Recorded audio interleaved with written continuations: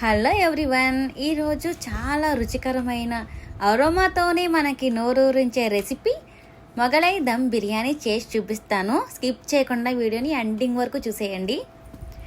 ముందుగా మనం ఏదైతే వండుకుంటామో ఆ పాత్ర తీసుకోండి. ఇందులో 2 దమ్ పీసులు ఉన్నాయి, మిగతాది చికెన్. అవన్నీ గిన్నెలోకి తీసేసుకోండి. బాగా వాష్ చేసిన తర్వాత తీసుకోండి. ఇందులో ఏమేమి యాడ్ చేయాలో చూపిస్తున్నాను చూడండి. బిర్యానీ ఆకు, కొద్దిగా దాల్చిన చెక్క, పువ్వు, పిస్తా, బాదం, కొద్దిగా జీడిపప్పు, మిరియాల పొడి,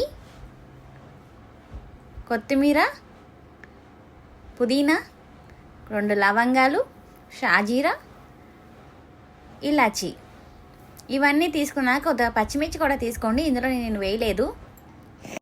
వీడియో ఆన్ అయిపోయింది అనుకున్నానండి, సారీ, ఏమనుకోకండి. మీకు కలుపుతున్నప్పుడు నేను చూపించలేదు. ఇప్పుడైతే చెప్పేస్తాను ఏమేమి యాడ్ చేశానో. ఇప్పుడు నేను చూపించాను కదా, ప్లేట్లో పెట్టి అవన్నీ వేసేసాను. ఉప్పు, కారం, పసుపు, ధనియాల పొడి, జీలకర్ర పొడి, కొద్దిగా గరం మసాలా, ఇవన్నీ వేసాను. వేయించిన ఉల్లిపాయలు కూడా వేసుకోండి. కొద్దిగా 1 స్పూను అల్లం వెల్లుల్లి పేస్ట్ వేసుకోండి. అది వేసి బాగా మిక్స్ చేయండి. మీరు ఎంత బాగా కలిపితే అంత అరోమా వస్తుంది. ముక్కలకి బాగా మసాలా అన్నీ పడతాయన్నమాట. చూస్తున్నారు కదా, నేను కలుపుతున్నట్టే కలపండి, బాగా పట్టాలి ముక్కలకి. పచ్చిమిర్చి లాస్ట్లో యాడ్ చేశానండి. అంత కలిపేసిన తర్వాత పచ్చిమిర్చి వేసి మళ్ళీ కలిపాను. ఇంకేమీ యాడ్ చేయని అవసరం లేదండి. ఇంకా ఇది పక్కన పెట్టేసుకోండి. ఇలా కలిపేసిన తర్వాత 1 అవర్ ఫ్రిడ్జ్లో అన్నా పెట్టుకోవచ్చు, బయట అన్నా పెట్టుకోవచ్చు. ఫ్రిడ్జ్లో పెట్టారంటే మొక్కలకు బాగా పడతాయి, బయట ఉంచేసుకున్నా పర్వాలేదు. ఇంకోండి, పచ్చిమిర్చి ఒక 4 తీసుకున్నాను, నేను సగానికి కట్ చేసుకున్నాను. ఆయిల్ అన్నా వేసుకోవచ్చు, లేకపోతే నెయ్యి అన్నా వేసుకోవచ్చు. అది మీ చాయిస్ అండి, ఏదైనా బాగుంటుంది. నెయ్యి అయితే ఇంకొంచెం కమ్మగా ఉంటుంది కదా. నేనైతే 3 టేబుల్ స్పూన్స్ నెయ్యి అయితే వేసుకున్నాను. ఇంకా అంతేనండి, ఏం వేయక్కర్లేదు. ఇంకా బాగా మిక్స్ చేసేసుకోవడమే. మళ్ళీ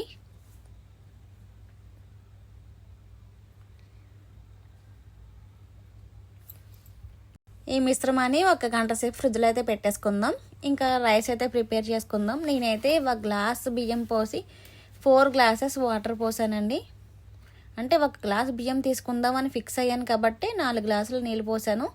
తర్వాత బిర్యానీ ఆకు, దాల్చిన చెక్క, మరాఠీ మొగ్గలు, 2 యాలకులు,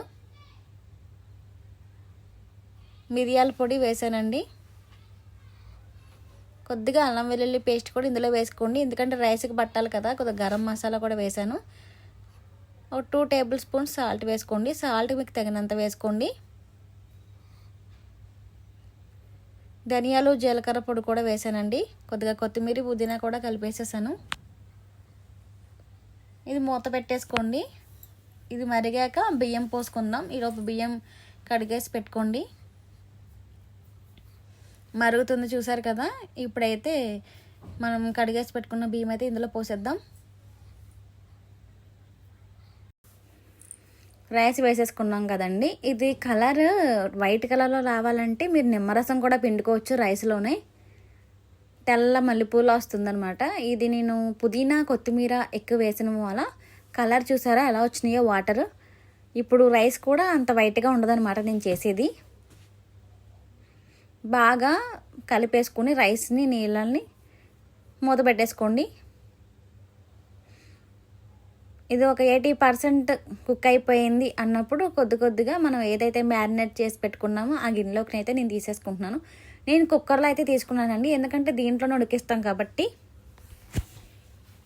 దల్చరగా ఉంటుంది కదా, కింద అడుగంటకుండా ఉంటుందని స్టీల్ కుక్కర్లోకి అయితే తీసుకున్నాను. ఇప్పుడు ఈ రైస్ 80% కుక్ అయింది కదా, 1 లేయర్ అయితే వేస్తున్నాను. దాంట్లో వేసేసుకున్నాను. సెకండ్ ఇంకొంచెం 10 మినిట్స్ ఇంకొంచెం ఉడికిన తర్వాత ఇంకొక లేయర్ అయితే వేసుకున్నాను.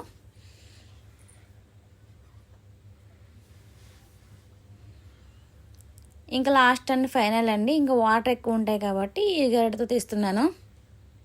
ఇంకా లాస్ట్ లేయర్ అయితే వేసేసుకోండి. చూపిస్తున్నాను చూడండి ఎలా వేసాను. ఫస్ట్ 2 సరిగ్గా చూపించలేదు కదా.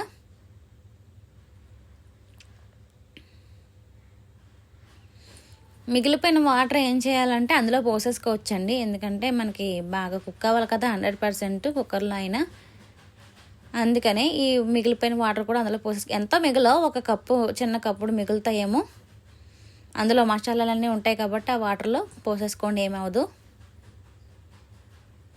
పొగలు వచ్చేస్తుంది కెమెరాకి, అందుకే అలా వస్తున్నాయి. కుక్కర్లోకి అయితే మొత్తం రైస్ అంతా తీసేసుకున్నాను. గ్యాస్ స్టవ్ మాత్రం హైలోనే పెట్టండి, 10 మినిట్స్ హైలో పెట్టండి చాలు. ఆ వాటర్ ఉన్నాయి కదా, ఆ వాటర్ కూడా అందులో పోసేసుకోండి కుక్కర్లో.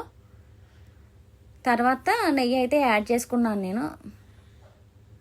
మర్చిపోయాను, ఉల్లిపాయల ముక్కలు కూడా వేయలేదు.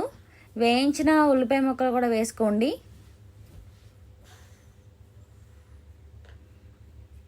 నేను మళ్ళీ నెయ్యి వేసుకున్నాను రైస్లో.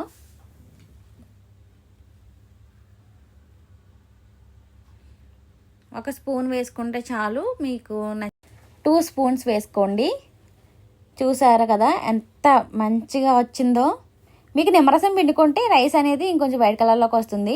నేనైతే నిమ్మరసం పిండలేదు, నాకు ఇష్టం ఉండదు. ముక్క అయితే చాలా మెత్తగా ఉడికిందండి. చికెన్ కా తొందరగానే ఉడికిపోతుంది. ఈ ఆనియన్స్ మోస్ట్ వాంటెడ్ అనమాట. ఎవరికైనా ఆనియన్స్ లేకుండా బిర్యానీ అనేది దిగదు.